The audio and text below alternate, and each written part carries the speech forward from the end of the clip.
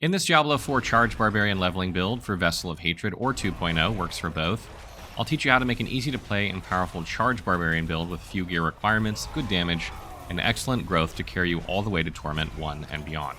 This is a solid Charge Barbarian build that isn't 100% min-maxed because you'll continue to change your gear from this point onward, but it will get you to Torment I and through Torment I without issues. The Charging Berserker build is a Diablo 4 build that makes use of several synergies between Barbarian legendary aspects and Barbarian skills to maximize damage while still being incredibly fun to play. Let's get into how it works. First, I really love the charge ability of Barbarians. It's quite fun to use. There's something about body checking enemies into walls that just feels satisfying. It's also great for mobility and it makes you unstoppable, so I use this a lot. Additionally, you can reduce its cooldown by up to 6 seconds if you hit 3 enemies with it, which makes it rather easy to use. Charge is also supported by a host of different legendary aspects, including one brand new one. These are Aspect of the Flaming Rampage, Aspect of Ancestral Charge, Brawler's Aspect, and Veteran Brawler's Aspect. These aspects allow it to deal more damage, to explode enemies that then deal damage to nearby enemies, to have a much larger hitbox, and to have 2 charges. These aspects when combined make it extremely deadly, and by taking cooldown reduction, we can use it pretty much at will. The next part of this Barbarian build is Fury Management. How do we have enough Fury to use our core skill regularly? Well, the answer to that lies in Double Swing, or more specifically, Enhanced Double Swing. This upgrade makes it so hitting a stunned or knockdown enemy with Double Swing grants 25 Fury. Double Swing costs exactly 25 Fury, so as long as you're hitting an enemy that's stunned or knocked down, you cannot run out of Fury. Charge stuns enemies when knocking them into terrain, which is pretty much constantly, so hitting into enemies with Double Swing after charging is a good strategy. Additionally, Ground Stomp stuns enemies as well, so you can use it and then Double Swing, and Ground Stomp also grants 60 Fury when you take the enhanced upgrade, making Fury Management that much easier. When you take Tactical Ground Stomp, it upgrades it to make all enemies vulnerable and deals 900% increased damage. You read that right. As you ramp up the difficulty, you need to start prioritizing staying alive, and Challenging Shout is one way to do that by reducing the amount of damage that nearby enemies deal to you by a huge 40% for 6 seconds. It can also help with Fury Management when you take the Tactical Challenging Shout upgrade, which is nice. But if we're going to use this shout, then we should improve it with a legendary aspect, and that's where the aspect of Fierce Winds comes in, which creates 3 Dust Devils whenever you cast a shout. It also improves their size, but more importantly, increases the damage of all of your Dust Devils as they get larger. This allows us to temper Dust Devil size onto our gear, which would then also increase our damage with Dust Devils at the same time. It would be good to have more Dust Devils though if we're going to do that, and that's where the Windlasher's aspect comes into play, which sends out a Dust Devil whenever you hit with Double Swing.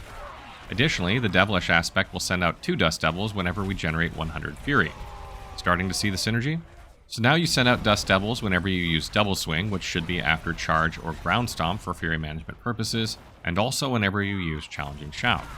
And since it generates Fury, and so does Ground Stomp and Challenging Shout, you should see more Dust Devils go out periodically, thanks to the Devilish aspect.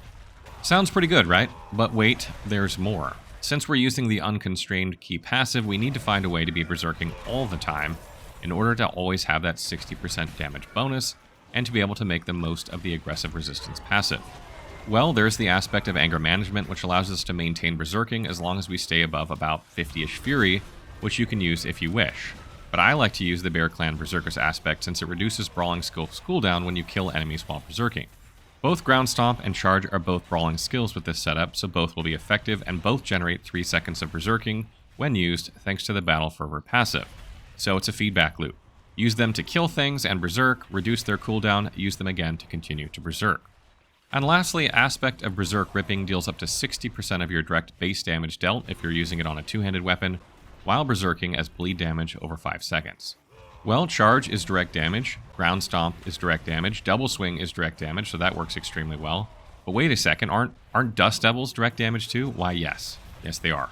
So all those Dust Devils will now inflict bleeding on every enemy they hit as well, and that's the build. Simple, right?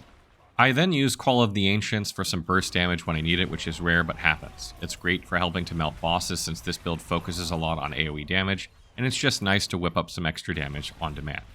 Frenzy is also on my skill bar since sometimes I need a basic attack to generate Fury, and Battle Frenzy synergizes extremely well with this build since we're always berserking. You likely won't need this skill in endgame iterations of this build and will likely replace it with a second shout. When it comes to weapon expertise, I really like using two-handed sword expertise as it fits nicely with the aspect of Berserk Ripping, which also turns direct damage into bleed, but also boosts damage after killing bleeding enemies. Make sure you assign this weapon to the charge skill, so you're using it when you use charge. Moving along to equipment, aspects, affixes, and temperament. Equipment is the most important part of any Diablo 4 build, but because it is random, it should not stop your leveling build from being able to progress through content. With this specific barbarian build, the skill distribution is powerful and can be very unoptimized and progress, but you can look at the gear recommendations to see what you should be looking for. Try to use legendary aspects to adjust to your needs while you farm levels and better gear. In general, you should not bother tempering items too much until after level 60, when you will get item power 750 items that will be your default until you start getting ancestral items. My current Charge Barbarian build is making use of 2 unique items that I got really early, but this build will work just fine without them, and I mainly use them for cooldown reduction and for casting Challenging Shout a second time every 8 seconds. These are Tusk Helm of Juritz the Mighty and Yen's Blessing. You can replace these with a helmet with cooldown reduction and any boots, and it will come out the same, however your damage will be a bit lower, and you won't be shouting as often. As a general note, try to prioritize cooldown reduction, strength, vulnerable damage, and critical strike chance. Cooldown is needed for charge, strength for damage, vulnerable to increase damage against vulnerable targets, and critical chance to get increased damage from critical hits. On the helm, we're using Tusk Helm of Juritz the Mighty, or you'll want the Iron Blood aspect to give you damage reduction against nearby bleeding enemies. Look for cooldown reduction, max life, total armor, and temper, Dust Devil size, and brawling cooldown reduction. For chest, you'll want Steadfast Berserker's aspect to gain Fortify whenever you deal direct damage while berserking. This should get you to max Fortify instantly when using charge. You want to look for Strength, max life, armor, and temper, Dust Devil size, and Ground Stomp cooldown reduction. For gloves, you want Aspect of Retribution. This is going to increase your damage against stunned enemies, which happens often when you body check enemies into walls with charge or use Ground Stomp. You want to look for Critical Strike Dance, vulnerable damage or critical strike damage, strength, and you want to temper Dust Devil damage and Dust Devil size. For legs, you'll either want Tybalt's Will, the unique, or Iron Blood aspect. Iron Blood aspect gives you damage reduction for each nearby bleeding enemy, which will help keep you alive. Be on the lookout for strength, total armor, max life, and temper Ground Stomp size and Ground Stomp cooldown. For boots, either use Yen's Blessing or Exploiter's aspect. This will increase your crowd control duration while also increasing your damage to unstoppable enemies.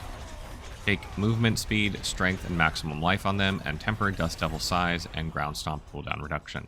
For two-handed blunt weapon, I like Aspect of Berserk Ripping. This will increase your damage as bleed whenever you hit with a direct damage while berserking, which should be constantly. Look for strength, critical strike damage or vulnerable damage, or damage over time, and temper, damage while berserking, and chance for Dust Devils to cast twice. On your first one-handed weapon, you'll use Windlasher Aspect. This will make it so that when you use Double Swing, you create a Dust Devil, which is great. Look for maximum life, critical strike damage, or vulnerable damage on the weapon, and temper damage while berserking, and chance to cast Dust Devils twice. On your second one-handed weapon, you want the Brawler's Aspect, and this makes it so that enemies damaged with charge are going to explode if you kill them in the next 2 seconds, dealing damage around them, and this helps to trigger a chain reaction that wipes out enemies when using charge. Look for maximum life, strength, vulnerable damage, and temper damage while berserking, and chance for Dust Devils to cast twice. On your two-handed slashing weapon, look for Aspect of Ancestral Charge. This makes it so that charge calls forth 4 ancients who also charge, dealing up to 80% of normal damage. You want strength, max life, and vulnerable damage, and temper Dust Devil damage, and chance for charge to deal double damage, since you'll want it to deal double damage sometimes as well. On your neck, you'll want Aspect of Flaming Rampage. This gives charge an additional charge, and makes it so that targets hit also explode for fire damage to surrounding enemies. Look for cooldown reduction, critical strike chance, and strength, and temper Dust Devil size, and call for the Ancient's cooldown reduction. On Ring 1, use Aspect of Fierce Winds. This makes it so your shout skills create 3 Dust Devils, dealing damage to enemies along their path, and also so that our Dust Devil size is larger and deals increased damage for each 1% size they are larger.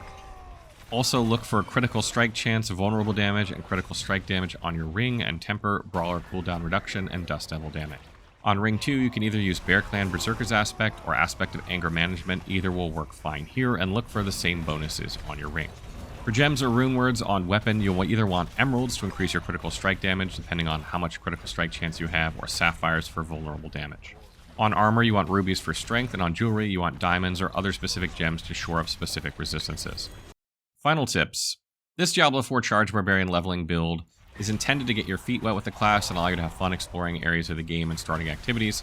However, this is also a powerful and engaging build that can make content exciting, and you will probably want to stick to this game style as you continue. I will be releasing a higher level version of this build that's aimed at high tier activities like the Dark Citadel, and will also help you progress into higher and higher Torment levels using ancestral gear and, starred uniques, etc.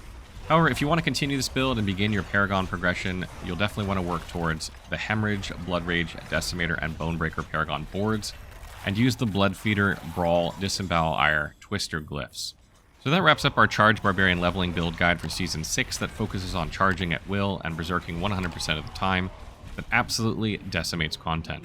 It's a little heavy on the aspect side of things, but you don't need any uniques to make this build work, so it shouldn't be too hard to put together for most players. Be sure to check out our Diablo 4 wiki for any help you might need, and stay tuned for other class build leveling guides and endgame builds as well.